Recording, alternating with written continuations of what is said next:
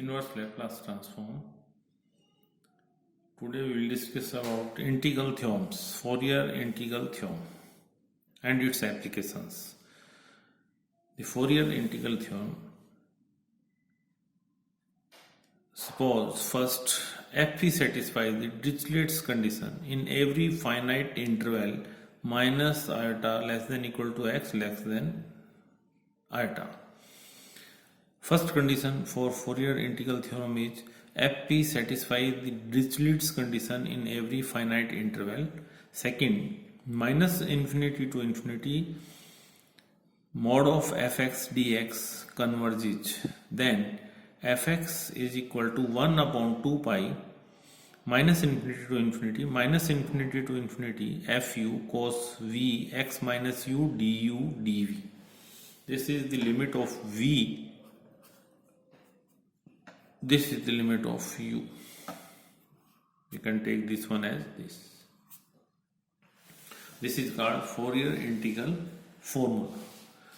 Or we can write fx is equal to 1 upon 2 pi minus infinity to infinity e raised to power iota vx dv minus infinity to infinity e raised to power fv fu d raised to power minus iota vu du. We call complex form of Fourier integral.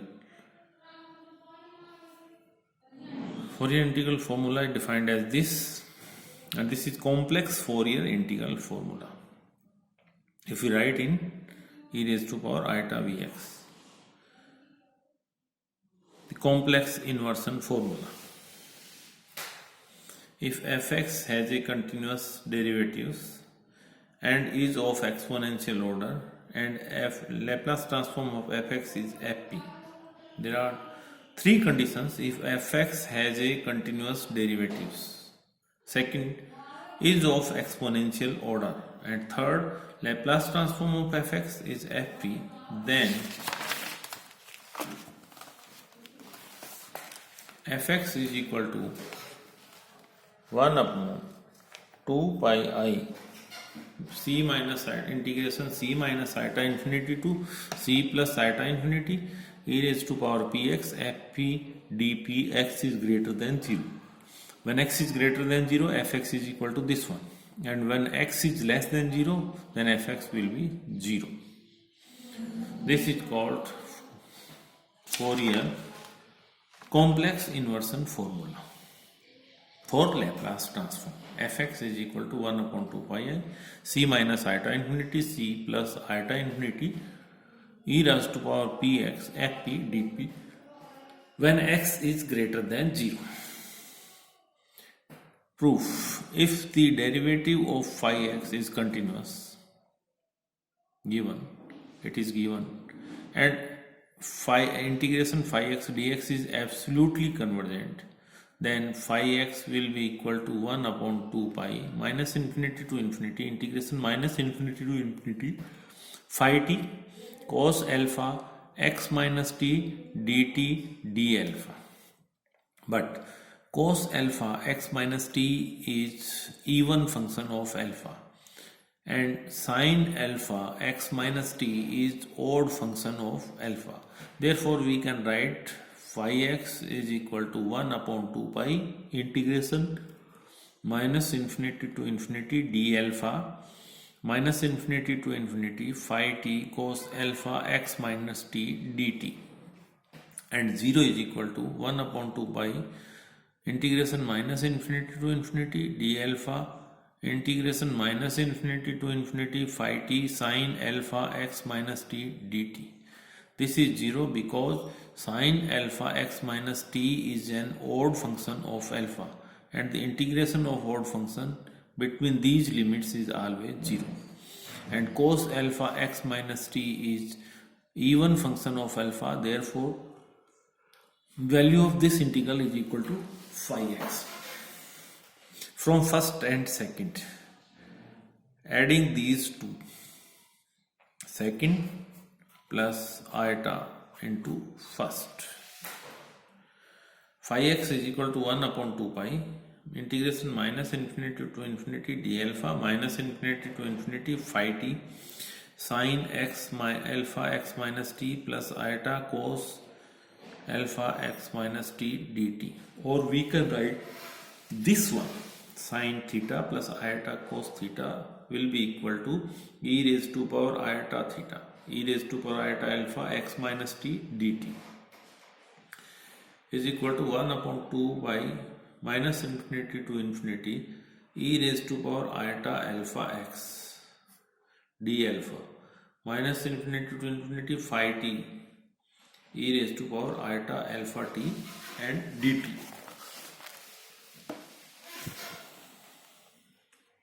Let phi t is equal to e raised to power minus iota x fx, x is greater than 0 and 0 when x is less than 0.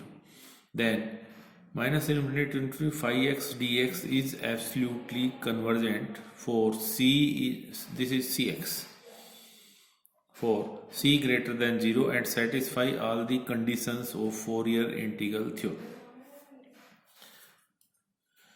Then minus infinity to infinity phi x dx is absolutely convergent for c is greater than 0 and satisfy all the conditions of Fourier integral theorem. Similarly, by third, e raised to power minus cx fx, put the value of phi x when x is greater than 0. E raised to power minus cx fx is equal to 1 upon 2 pi integration minus infinity to infinity e raised to power iota alpha x integration minus infinity to infinity, put the value of phi t. Equation third is in the equation third minus infinity to infinity e raised to power minus ct ft e raised to power minus alpha t dt d alpha, where c is greater than x, is equal to 1 upon 2 pi minus infinity to infinity e raised to power iota alpha x integration minus infinity to infinity e raised to power minus iota c plus iota alpha ft dt d alpha 1 upon 2 pi minus infinity to infinity e raised to power iota alpha x. This is the Laplace transform of this one, c plus iota alpha d alpha. Now taking c plus iota alpha is equal to p, then d alpha is equal to dp upon I, and limits becomes from c minus iota infinity to c plus iota infinity. Therefore fx is equal to 1 upon 2 pi iota c minus iota infinity c plus iota infinity e raised to power px fp dp. X is greater than 0. This is the value of fx, or we can say this is complex inversion formula for Laplace transform. Fx is equal to 1 upon 2 pi I integration c minus iota infinity to c plus iota infinity e raised to power px fp dp. X is greater than 0. Now we will discuss about the applications of inversion formula, complex inversion formula. Using the complex inversion formula for the Laplace transform, find the inverse Laplace transform of 1 upon p square plus 1 whole square. This is the value of ft. We have to calculate fx.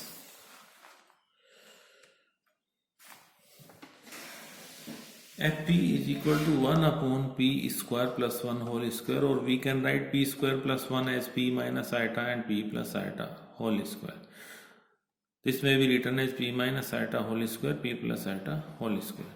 Inverse Laplace transform of 1 upon p square plus 1 whole square is equal to 1 upon 2 pi iota c minus iota c plus iota infinity e raised to power px p minus iota whole square p plus iota whole square dp, or 1 upon 2 pi iota c integration c e raised to power px upon p minus iota whole square p plus iota whole square dp. is equal to sum of residues of e raised to power px upon p minus iota square into p plus iota whole square. At double poles, p is equal to iota and p is equal to minus. This is double pole. P minus iota square double pole and p plus iota whole square is also a double pole at p is equal to minus iota. Now residue at pole of the order second at p is equal to iota. Limit p tends to iota d upon dp p minus iota whole square e raised to power px p minus iota whole square p plus iota whole square. Limit p tends to infinity d upon dp e raised to power px p plus iota whole square. Put the value of p plus iota, integrating this, differentiating this one as p plus iota raised to power 4 p plus iota whole square x e raised to power px minus 2 p plus iota e raised to power px. Put the value of p as is equal to iota minus 1 upon 4 x e raised to power iota x minus 1 upon 4 iota e raised to power iota x. Similarly, the residue at pole of order second at p is equal to minus iota is conjugate of this one. Pole at this one is conjugate of pole at this one. Therefore 1 upon 4 plus 1 upon 4 x e raised to power minus iota x plus 1 by 4 iota e raised to power minus iota x.